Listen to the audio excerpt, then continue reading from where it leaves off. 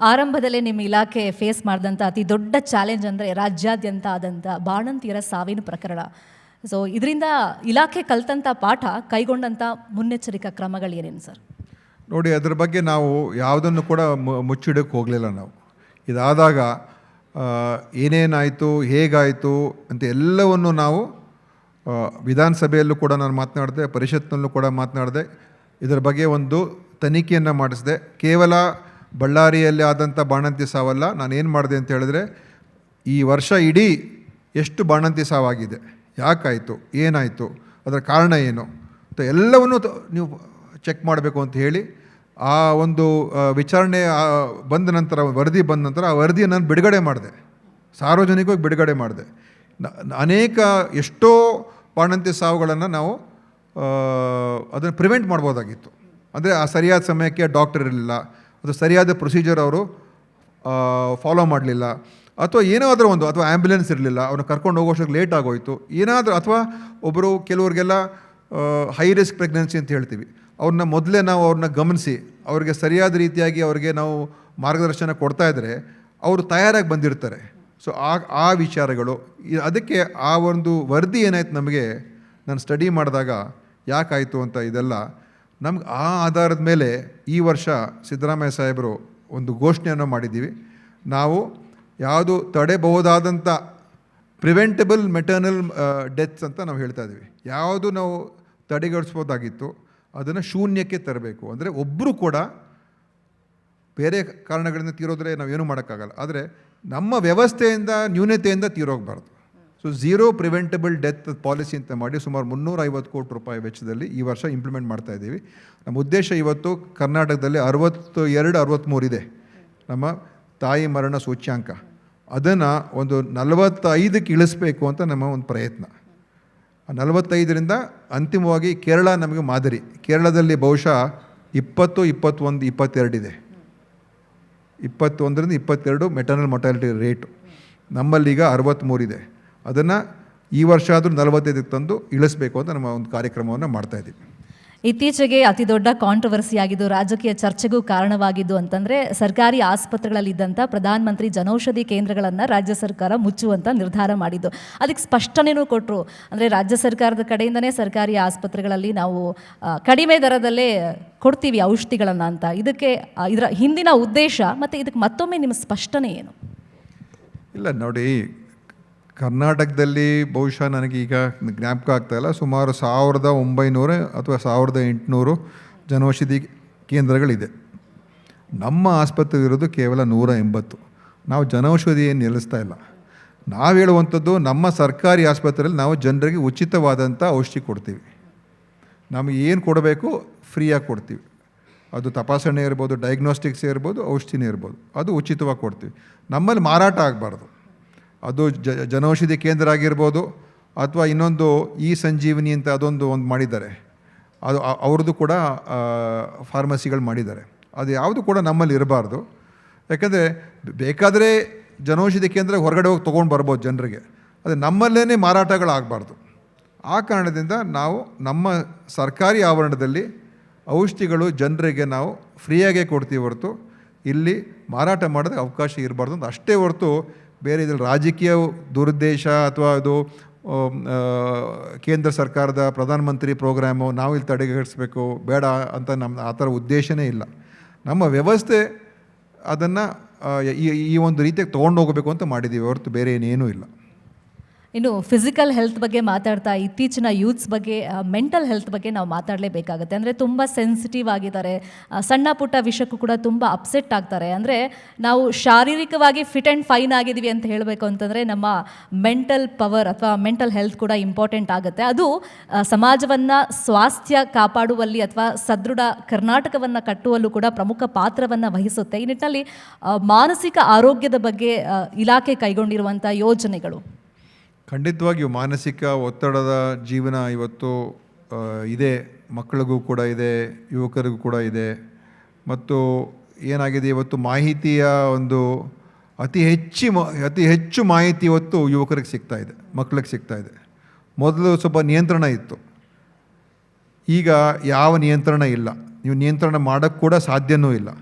ಅದರಿಂದ ಅವ್ರಿಗೆ ಅವರ ಒಂದು ಏನು ಹೇಳ್ತೀವಿ ಪಿಯರ್ ಪ್ರೆಷರ್ ಅಂತ ಹೇಳ್ತಾರೆ, ಒಬ್ಬರು ಇನ್ನೊಬ್ಬರು ನೋಡಿ ನಾವು ಆ ಥರ ಇರಬೇಕು, ಅದರ ಒಂದು ಒತ್ತಡ, ಮತ್ತು ಚಿಕ್ಕ ವಯಸ್ಸಿನಲ್ಲಿ ಯಾವುದನ್ನು ನೋಡಬಾರ್ದು, ಯಾವುದು ಅವ್ರಿಗೆ ಅಷ್ಟು ಅದರ ಬಗ್ಗೆ ಎಕ್ಸ್ಪೋಸ್ ಆಗಬಾರ್ದು, ಅದ್ರ ಬಗ್ಗೆ ಎಲ್ಲ ಎಕ್ಸ್ಪೋಜರ್ ಆಗ್ತಾಯಿದೆ.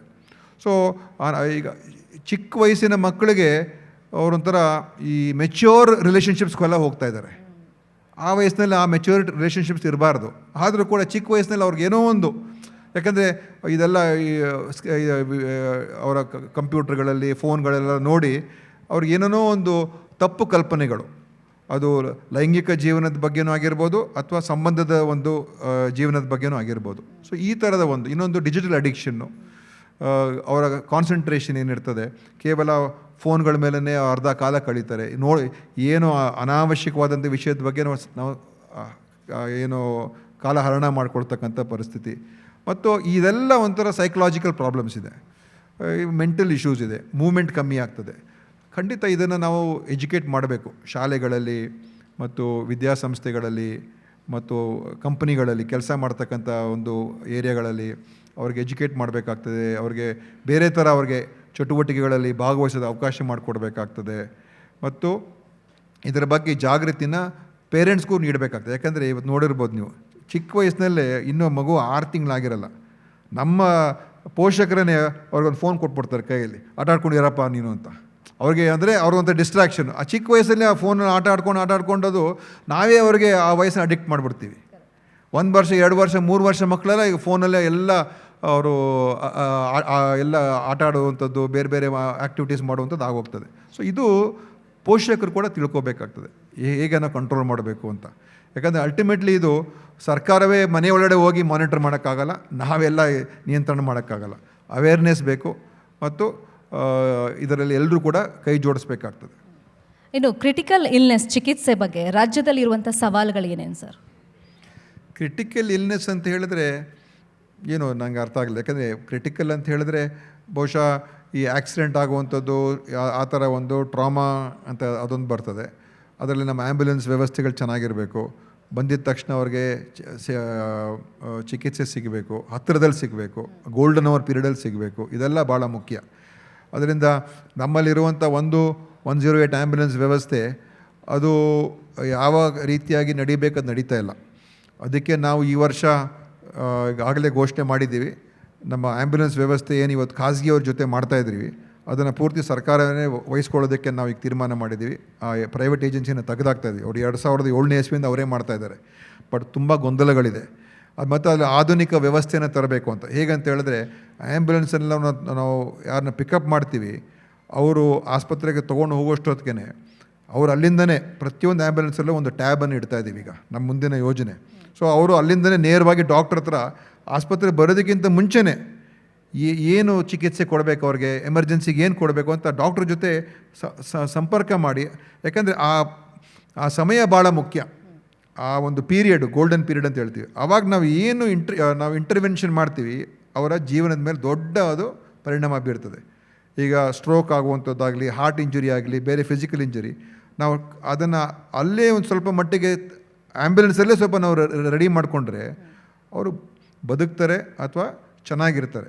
ಸೊ ಈ ಥರದ ಒಂದು ಆಧುನಿಕ ಒಂದು ಕಂಟ್ರೋಲ್ ರೂಮನ್ನು ನಾವು ತರ್ತಾ ಇದ್ದೀವಿ. ಮತ್ತು ಅದರ ಮುಖಾಂತರ ಸ್ವಲ್ಪ ಖಂಡಿತವಾಗಿಯೂ ಅದು ನಮಗೊಂದು ಭಾಳ ದೊಡ್ಡ ನಮ್ಮ ಒಂದು ಮಹತ್ವಾಕಾಂಕ್ಷಿ ಕಾರ್ಯಕ್ರಮ. ಅದು 108 ಆ್ಯಂಬುಲೆನ್ಸನ್ನು ಒಂದು ಆಧುನಿಕ ವ್ಯವಸ್ಥೆಗೆ ತೊಗೊಂಡು ಹೋಗ್ತಕ್ಕಂಥದ್ದು ನಮ್ಮ ಮುಂದಿನ ಒಂದು ದೊಡ್ಡ ಒಂದು ಕಾರ್ಯಕ್ರಮ. ಆಯುಷ್ಮಾನ್ ಭಾರತ್ ಆರೋಗ್ಯ ಕರ್ನಾಟಕ ಇಲಾಖೆ ಅಂದರೆ ಯೋಜನೆ ಜಾರಿಗೆ ಬಂದು ಇಷ್ಟು ವರ್ಷಗಳಾದರೂ ಕೂಡ ಕೆಲವೊಂದು ಸರ್ಕಾರಿ ಆಸ್ಪತ್ರೆಗಳಲ್ಲಿ ಬಡವರಿಗೆ ಸರಿಯಾದಂಥ ಚಿಕಿತ್ಸೆ ಇನ್ನೂ ಸಿಗ್ತಾ ಇಲ್ಲ ಅನ್ನೋ ಆರೋಪ ಇದೆ.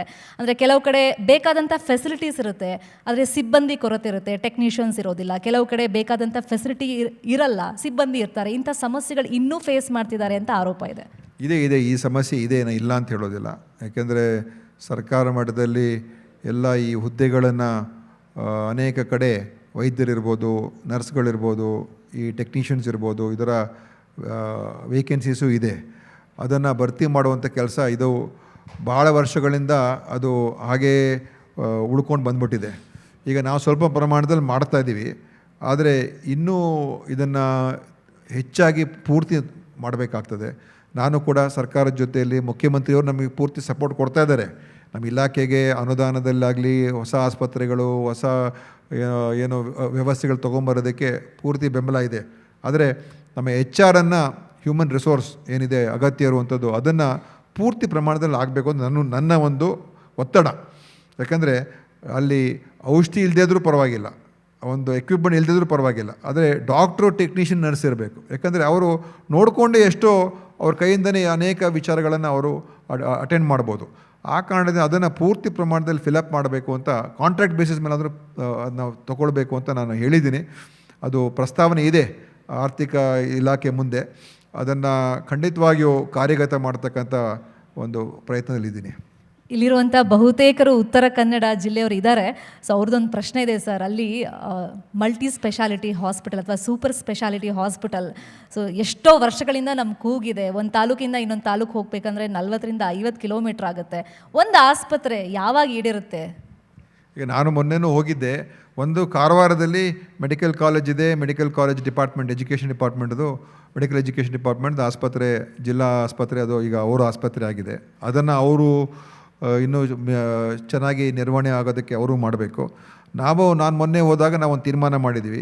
ನಮ್ಮಲ್ಲಿರುವಂಥ ಏನು ಸಿರ್ಸಿಯಲ್ಲಿ ಇರುವಂಥ ಆಸ್ಪತ್ರೆ ಏನಿದೆ ಅದನ್ನು ಒಂದು ಜಿಲ್ಲಾ ಮಟ್ಟದ ಆಸ್ಪತ್ರೆಗೆ ಮಾಡುವಂಥ ಒಂದು ವ್ಯವಸ್ಥೆಗೆ ತೊಗೊಂಡು ಹೋಗಬೇಕು ಅಂತ ನಮ್ಮ ಒಂದು ಡಿಸಿಷನ್ ಇದೆ. ಅದನ್ನು ಈಗ ವಿಸ್ತೀರ್ಣೆ ಮಾಡಿ ಅಲ್ಲಿ ಬೇರೆ ಬೇರೆ ಎಲ್ಲ ಸೌಲಭ್ಯಗಳು ಅಲ್ಲಿ ಕೊಡೋದಕ್ಕೆ ಒಂದು ತೀರ್ಮಾನ ನಮ್ಮ ಸರ್ಕಾರ ಹಂತದಲ್ಲಿ ನಾನು ತಗೊಳ್ತಾ ಇದ್ದೀನಿ. ಸ್ವಸ್ಥ ಸಮಾಜ ಸದೃಢ ಕರ್ನಾಟಕ ನಿರ್ಮಾಣದಲ್ಲಿ ಯುವಕರ ಪಾತ್ರ ಮತ್ತು ಯುವಕರಿಗೆ ಆರೋಗ್ಯದ ವಿಷಯದಲ್ಲಿ ಏನು ಸಲಹೆಗಳನ್ನು ಕೊಡ್ತೀರಾ ಸರ್? ಇನ್ನೊಂದು ಏನಂದರೆ, ಇತ್ತೀಚಿನ ದಿವಸದಲ್ಲಿ ಸ್ವಲ್ಪ ನೀವು ಹೃದಯಘಾತ ಕೇಳಿದ್ರಲ್ಲ, ಅದಕ್ಕೆ ನನಗೆ ನೆನಪು ಬಂತು. ಈಗ ಕೆಲವು ಕಡೆ ಏನಾಗ್ತದೆ, ಯುವಕರು ಅತೀಯವಾದಂಥ ಒಂದು ಈ ಫಿಟ್ನೆಸ್ಗೆ ಹೋಗ್ತಾ ಇದ್ದಾರೆ. ಅದರಿಂದನೂ ಕೂಡ ಕೆಟ್ಟ ಪರಿಣಾಮ ಆಗ್ತದೆ. ಜಿಮ್, ಅತಿಯಾಗಿ ವರ್ಕೌಟ್ ಮಾಡೋದು, ಸಪ್ಲಿಮೆಂಟ್ಸ್, ವರ್ಕೌಟ್ ಅಲ್ಲ, ಈ ಸಪ್ಲಿಮೆಂಟ್ಸ್ ತೊಗೊಳ್ಳೋದು, ಏನೋ ಹ್ಯೂಮನ್ ಗ್ರೋತ್ ಹಾರ್ಮೋನ್ಸ್ ತೊಗೊಳ್ತಾರೆ, ಮತ್ತು ಏನೇನೋ ಸಪ್ಲಿಮೆಂಟ್ಸು, ನ್ಯೂಟ್ರಿಷನ್ ಅಂತ ಹೇಳಿ. ಮತ್ತು ಅನೇಕ ಜನ ನ್ಯೂಟ್ರಿಷನ್ ಎಕ್ಸ್ಪರ್ಟ್ಸ್ ಇದ್ದಾರೆ.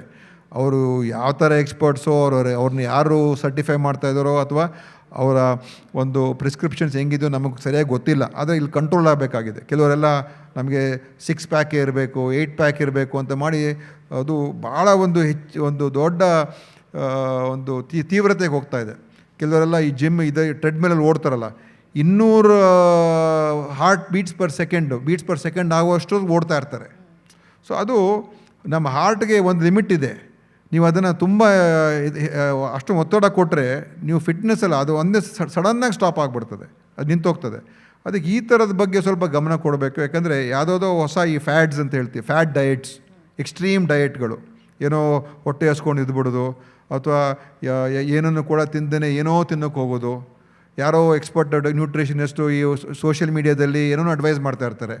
ಸೊ ಅದನ್ನು ಸ್ವಲ್ಪ ನಮ್ಮ ಇಲಾಖೆಯಿಂದ ಆ್ಯಕ್ಚುಲಿ ಇನ್ನೂ ನಾನು ಇವತ್ತೇ ನಾನು ಘೋಷಣೆ ಮಾಡಬೇಕಂತ ಒಂಥರ ಅನಿಸ್ತಾ, ಅಂದರೆ ತೀರ್ಮಾನ ಇನ್ನೂ ಮಾಡಿಲ್ಲ, ಆದರೆ ಹೇಳ್ಬೋದು ನಾನು ಅದನ್ನು ನಮ್ಮ ಫುಡ್ ಸೇಫ್ಟಿ, ನಮ್ಮ ಡ್ರಗ್ ಕಂಟ್ರೋಲ್ ಡಿಪಾರ್ಟ್ಮೆಂಟ್ಗೆ ಈ ಯಾರ್ಯಾರು ಈ ಥರ ನ್ಯೂಟ್ರಿಷನ್ ಎಕ್ಸ್ಪರ್ಟ್ಸ್ ಇದ್ದಾರೆ, ಅವ್ರು ಏನು ಅಡ್ವೈಸ್ ಮಾಡ್ತಾ ಇದ್ದಾರೆ, ಮತ್ತು ಈ ಯುವಕರಿಗೆಲ್ಲ ಯಾವ ಥರ ಅದ್ರ ಬಗ್ಗೆ ಸ್ವಲ್ಪ ಗಮನ ಕೊಡಬೇಕು, ಮತ್ತು ಏನೇನೋ ಅವರು ಪ್ರಿಸ್ಕ್ರೈಬ್ ಮಾಡ್ತಾರೆ, ಈ ನೀವು ಹೇಳ್ದಂಗೆ ಸಪ್ಲಿಮೆಂಟ್ಸು ಮತ್ತು ಎನ್ಹ್ಯಾನ್ಸ್ಮೆಂಟ್ ಮಾಡೋದಕ್ಕೆ, ಅದೆಲ್ಲ ಅದ್ರ ಬಗ್ಗೆಯೂ ಕೂಡ ಸ್ವಲ್ಪ ಗಮನ ಕೊಡಬೇಕು. ಇಲ್ಲದೆ ಹೋದರೆ ಅದರಿಂದನೂ ಕೂಡ ನಮಗೆ ಕಾರ್ಡಿಯಾಲಜಿಸ್ಟ್ಗಳೇ ಹೇಳಿದ್ದಾರೆ, ಸರ್ ಇದೆಲ್ಲ ಹೆಚ್ಚಾಗ್ತಾ ಇದೆ, ದಯವಿಟ್ಟು ಇದ್ರ ಬಗ್ಗೆಯೂ ಕೂಡ ಸ್ವಲ್ಪ ಗಮನ ಕೊಡಿ ಅಂತ ನಮಗೆ ಸ್ವಲ್ಪ ತಜ್ಞ ವೈದ್ಯರೆಲ್ಲ ಹೇಳಿದ್ದಾರೆ. ಸೊ ಅದರ ಬಗ್ಗೆ ಸ್ವಲ್ಪ ಯುವಕರು ಏನೇ ಮಾಡೋದು ಎಕ್ಸ್ಟ್ರೀಮ್ ಮಾಡೋಕ್ಕೆ ಹೋಗಬಾರ್ದು, ಅಷ್ಟೇ. ನಮ್ಮ ಒಂದು ಲಿಮಿಟಲ್ಲಿ ಇರಬೇಕು ಅಂತ ನಾನು ಹೇಳೋದಕ್ಕೆ ಬಯಸ್ತೇನೆ. ನಾವೆಲ್ಲ ಆರೋಗ್ಯವಾಗಿದ್ದರೆ ಸ್ವಸ್ಥ ಸಮಾಜ, ಈ ಸ್ವಸ್ಥ ಸಮಾಜದಿಂದ ಸದೃಢ ಕರ್ನಾಟಕ ನಿರ್ಮಾಣ ಮಾಡ್ಬೋದು ಅಂತ ಈ ಸಂವಾದದಲ್ಲಿ ಪಾಲ್ಗೊಂಡು ಸುದೀರ್ಘವಾಗಿ ನಮ್ಮ ಜೊತೆ ನಿಮ್ಮ ಇಲಾಖೆಯ ಕಾರ್ಯಕ್ರಮಗಳ ಬಗ್ಗೆ, ಯೋಜನೆಗಳ ಬಗ್ಗೆ, ಅದೆಷ್ಟು ಪರಿಣಾಮಕಾರಿಯಾಗಿದೆ ಅನ್ನೋದ್ರ ಬಗ್ಗೆ ಮಾಹಿತಿಯನ್ನು ಹಂಚ್ಕೊಳ್ಳೋದಕ್ಕೆ thank you so much Shri Dinesh Gundu Rao ಅವರೇ. ಧನ್ಯವಾದ. Thank you. ಸ್ವಸ್ಥ ಸಮಾಜದ ಮೂಲಕ ಸದೃಢ ಕರ್ನಾಟಕವನ್ನ ಕಟ್ಟೋದು ಹೇಗೆ, ಅದರಲ್ಲಿ ನಮ್ಮ ಆರೋಗ್ಯ ನಮ್ಮ ಕೈಯಲ್ಲಿದೆ ಅನ್ನೋದರ ಬಗ್ಗೆ ಮಾತನಾಡಿದಂತಹ ದಿನೇಶ್ ಗುಂಡೂರಾವ್ ಅವರಿಗೆ DP ಸತೀಶ್ ಸರ್, ಹಾಗೇನೆ Pankaj Soni marketing head ILC ಇವರು ಸ್ಮರಣಿಕೆಯನ್ನ ಕೊಟ್ಟು ಗೌರವಿಸಬೇಕಾಗಿ ನಾನು ಕೇಳಿಕೊಳ್ತಾ ಇದ್ದೇನೆ.